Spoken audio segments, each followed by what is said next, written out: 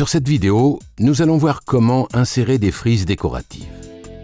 Première chose à faire, sélectionnez les zones où vous allez insérer vos frises.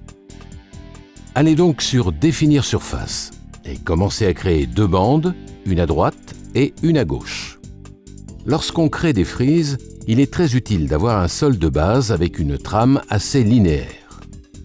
Les joints du sol feront en effet office de ligne de référence pour donner une belle perspective aux nouvelles frises. Tout d'abord, la base de la frise devra être normalement plus large que l'extrémité opposée qui sera plus étroite. Une fois la zone de droite fermée, vous pouvez poursuivre avec celle du côté gauche.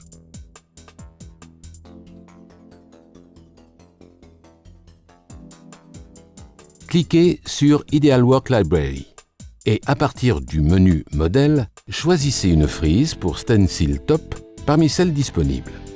Ici, nous choisissons le modèle Soldier Course. Comme d'habitude, vous disposez d'un large choix de couleurs. Mais contrairement aux matrices béton imprimées, les frises sont disponibles en deux versions. Texture pour frise verticale identifiée par la lettre V et texture pour frise horizontale identifiée par la lettre H. Ici, nous allons choisir une texture pour frise verticale. Une fois la texture insérée, paramétrez la perspective et ajustez la taille.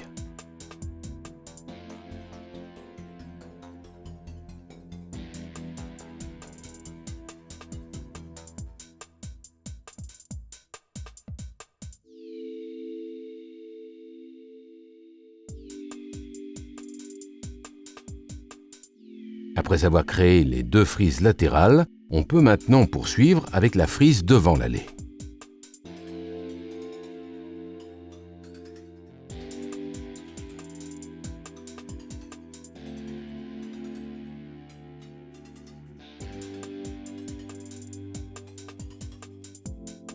Ici, la frise est horizontale. Nous allons donc choisir une texture Soldier Course pour frise horizontale. Comme toujours, paramétrez la perspective et la taille.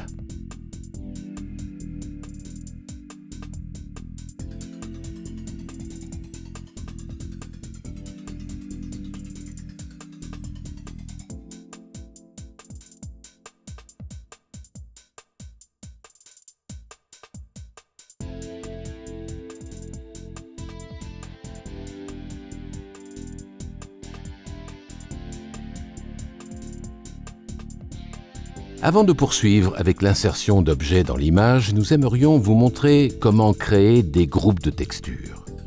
Un outil très utile lorsque vous souhaitez modifier plusieurs zones en une seule fois. Ici, nous allons regrouper les trois types de sols que nous avons réalisés précédemment.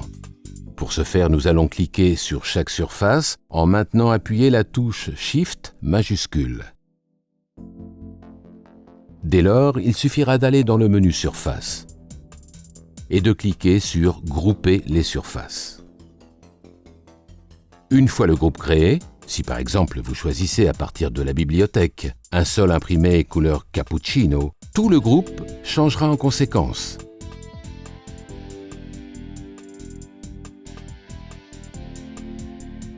Vous pouvez tester à nouveau cet outil en choisissant une autre texture, comme par exemple un sol Sasso Italia de couleur jaune sienne.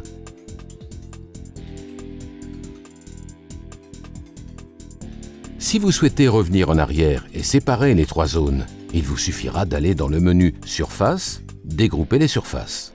Ici, par commodité, nous préférons garder les surfaces regroupées. À ce stade, il faudra enregistrer votre travail réalisé jusqu'à présent. Allez donc dans Fichier, Enregistrer sous. Par défaut, le logiciel paramètre l'enregistrement sur Type de fichier LAND. En enregistrant l'image dans ce format, vous pourrez dans un second temps rouvrir le projet et reprendre votre travail là où vous en étiez.